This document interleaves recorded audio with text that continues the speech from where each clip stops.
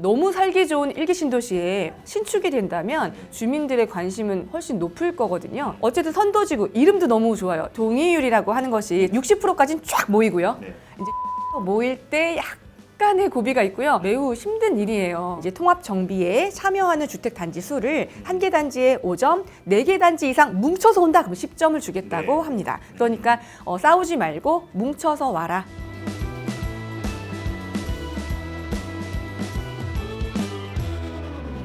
정부가 일기 신도시 재건축 선도지구 선정 규모를 최종적으로 공개하면서 재건축에 대한 관심이 뜨거워지고 있습니다. 재건축 지역의 입지 분석과 투자 포인트 한번 짚어보겠습니다. 월천대사 이주연 대표님과 함께합니다. 안녕하세요. 안녕하세요. 일기 신도시 선도지구 기준을 최종적으로 공개를 했습니다. 먼저 좀 중요 내용을 한번 짚어주시면 좋을 것 같습니다. 올 초에 발표돼 있었던 일기 신도시 선도지구를 어떤 식으로 운영을 하겠다라는 것에 대해서 구체적인 가이드라인이 나왔는데요. 이제 한 가지 아쉬운 점들은 어느 단지가 선정될 것이냐가 이제 가장 궁금하신 내용일 텐데요. 거기까지는 안 나왔고요. 오늘은 이제 어떻게 지정하겠다라는 것이 세부 사항이 나왔습니다. 일단 일정은 변함이 없이 진행이 되고 있고요. 이제 30년까지 해서 입주를 하겠다. 선도지구를 어떻게 선정할 것인가에 대한 관심이 높으신데요. 이제 인구수에 비례를 해서 이제 분당은 8,000호, 그다음에 일산은 6,000호, 그다음에 평촌, 중동, 상본을 각각 4,000호씩 배정을 했는데요. 증가가 필요하면 50% 정도는 더 증가를 하겠다라고 밝혔습니다. 그래서 분당이 증가가 되면 12,000, 일산은 8,000, 그다음 나머지 3개 도시는 이제 6,000 정도까지 선도지구를 어떻게 선정하겠느냐라는 기준을 지금 세부적인 사항을 해서 배점표를 공개를 했습니다. 그래서 공모 대상은요, 이제 소유주들의 동의가 가장 중요합니다. 그래서 50% 이상 동의를 받아올 것, 주민 동의 여부가 동의율의 60점을 부여를 하고요. 가장 많이 이제 동의가 이제 또 싸움이 나거나 잡음이 나오면 안 되잖아요. 그 다음에 이제 그 세대당 주차 대수 되게 중요합니다. 그래서 그걸 10점 배정을 하고, 그 다음에 도시 기능의 활성화 때문에 이제 필요시 평가가 필요하다면 10점 추가를 하고, 참여 주택 단지의 수에 10점, 참여 세대 수에 10점 이렇게 해서 총 100점을 100점 만점으로 해가지고요. 선정을 하겠다. 공모 일정은 일단 선정 계획을 오늘 발표를 했고요. 어떻게 점수가 나온다, 그러니까 준비를 하세요라고 했고, 모집 공고를 이제 6월 25일, 그 다음에 접수하고 평가하는 것을 이제 9월과 10월에 거쳐서 드디어 11월 달에 선도지구를 지정을 하겠다고 합니다. 그런데 당초 좀 기대보다는 선정 규모가 좀 적다. 부족한 것 같습니다. 그래서 선도지구들 간의 경쟁도 굉장히 치열해질 것 같은데 어떻게 보십니까? 왜냐하면 선도지구로 지정된다고 하는 것은 어쨌든 정부가 지금 이제 관심을 갖고 대통령도 주목하고 있는 사업이기 때문에 이제 선도지구로 지정이 되면 어쨌든 사업이 별 무리 없이 진행이 될 것이다라고 하는 이제 본보기성 사업이기 때문에 약간 지금 모델이 되는 거잖아요. 기대가 큰데 분당만 하더라도 지금 6개 단지가 굉장히 활발하게 이 사업에 참여하고 있습니다. 그런데 이제 시범단지만 해도요, 7,000 세대 정도가 되고요. 시범지구를 쪼갠다 하더라도 4,000 가구 정도 되기 때문에 분당 지정한 8,000호면 시범단지 하나만 갖고도 끝나는 거잖아요. 그러니까 지금 경쟁하고 있는 6개 단지가 어느 단지가 먼저 지정이 될지 지금 경쟁이 치열할 것 같고요.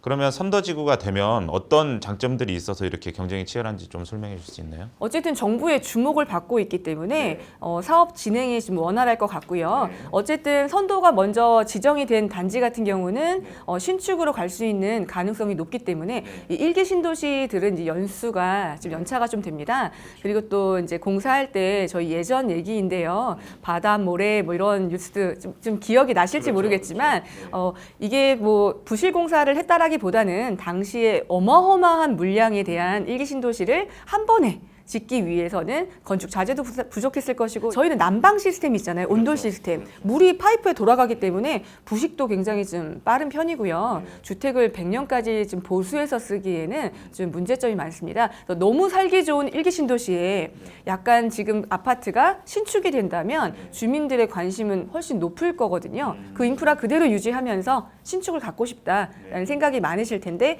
어쨌든 선도지구 이름도 너무 좋아요. 여태까지 많이 쓰였던 뭐 공공이라든가 피해서 선도라는 아주 예쁜 이름도 썼고요. 이름도 매력적이지만 많은 혜택을 일단 줄 것 같은 기대감 있기 때문에 자체적으로 사업을 진행하는 것보다는 지금 일단 선도지구에 선정이 돼서 정부의 약간 좀 저희가 버프라고 하죠. 예, 좀 약간 혜택을 받으면서 좀 속도를 이끌어내겠다라고 하는 점에서 굉장히 큰 메리트가 있어서 저도 어쨌든 이번 선도지구에 들어가시면 좋을 것 같다라고 제안을 많이 드리고 있거든요. 자, 그러면 가장 궁금하실 게 이제 평가 기준일 것 같은데 우리 대표님께서 평가 기준 좀 디테일하게 좀 설명을 해주시죠. 일단은 평가 배점표에 동의율이 가장 큰 지금 몫을 차지하고 있습니다. 지금 오늘 장관님 발표하신 내용에서도요, 이제 주민들이 반대 없이 조금 가는 것이 좋겠다라고 해서 주민 동의 여부에 60점이라는 아주 가장 큰 과반이 넘는 배점표를 제공을 했고요.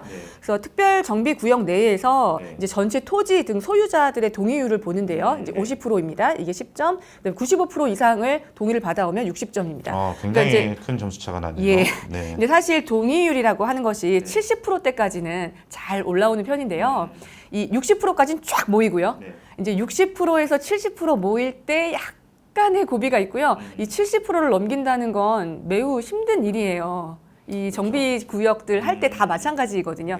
근데 이제 재건축 같은 경우는 조금 동의율이 재개발에 비해서 나오는 편이긴 하지만 어쨌든 선도 지구 같은 경우는 좀 똘똘 뭉쳐서 의견이 화합이 될 거기 때문에 동의율이 조금 더 수월하게 거칠 것 같다는 생각이 좀 들고요. 정부 입장에서는 동의율이 낮아서 사업 추진에 방해를 받지 않겠다. 예, 아주 확고한 의지가 있는 것 같습니다. 네. 예. 그래서 이제 뭐 제출된 공모 신청 구역들의 동의율을 최소 최대값으로 대체를 가능한 뭐 여러 가지들이 한다고 하고요. 뭐 이것도 통계 이야기니까 좀 지나가도록 하고, 그 다음에 이제 정비구역 내에 환경 개선, 이 재건축을 한다는 것은 인프라는 좋은데 기본적으로 인프라가 갖춰져 있는 곳에 이제 낡아진 주거 환경만 개선하는 거잖아요. 근데 재개발과 좀 다른 것인데요. 이제 그래서 가장 민감한 게 예를 들면 학교 부지라든가 공원이라든가 도로 문제가 아니라 주차 대수. 주차 대수 중요하죠. 예, 이게 중요합니다. 네. 세대당 0.3대 미만인 경우는 10점, 세대당 1.2대 이상인 경우에는 2점 이렇게 배점을 해서 이제 선정을 하겠다라고 발표를 했고요. 이제 그 구역 내의 총 주차 대수를 세대수로 나눈 값으로 해서 이제 산출을 하겠다고 합니다. 어쨌든 지금 주차 문제가 심각하니까 주차 문제를 많이 신경 써서 이제 계획을 개선하겠다. 내세우겠다. 약간 의지가 느껴지는 부분입니다. 맞습니다. 도시기능 활성화라고 해서 이제 이것들은 공모기관에서 평가 항목을 구성하는 기능들을 하겠다고 하는데요. 저희가 좀 자세한 내용을 이제 모집 공고가 나오면 다시 한번 공고문을 보고 얘기를 해야 될 것 같고요. 그 다음에 이제 정비 사업을 추진하게 되면 이제 참여하는 단지에 따라서 이게 파급 효과가 있기 때문에 이제 통합 정비에 참여하는 주택 단지 수를 한 개 단지에 5점, 4개 단지 이상 뭉쳐서 온다 그러면 10점을 주겠다고 합니다. 그러니까 싸우지 말고 뭉쳐서 와라라고 하는 의지가 보이고 있고요. 또 통합 정비 참여 세대수 한 번에 여기 이제 대표 단지를 선정을 해야 되기 때문에 500세대 미만인 경우는 2.5점, 합쳐서 와라 3,000세대 이상이면 10점 주겠다라고 제시를 하고 있습니다. 그래서 각각 10점, 10점 배정이 되고요. 마지막으로 사업의 실현 가능성에 가점을 주는데요. 가점이 들어갑니다. 그러니까 실현 가능성이란 단어가 매우 중요하죠. 정부는 추진을 하겠다라는 의지가 보이는 겁니다. 필요시 공모기관에서 평가 항목을 구성해서 여기에 가점을 5점, 플러스 5점 주겠다고 합니다. 그래서 배점은 100점 만점에 가산점 5점까지 이렇게 제공이 됩니다. 네, 오늘 말씀 감사합니다. 오늘 1기 신도시 재건축 마지막 가이드라인이 제시가 됐는데 선도지구가 지정되는 그날까지 저희는 꾸준히 이슈 체크해 드리도록 하겠습니다. 오늘 말씀 감사합니다.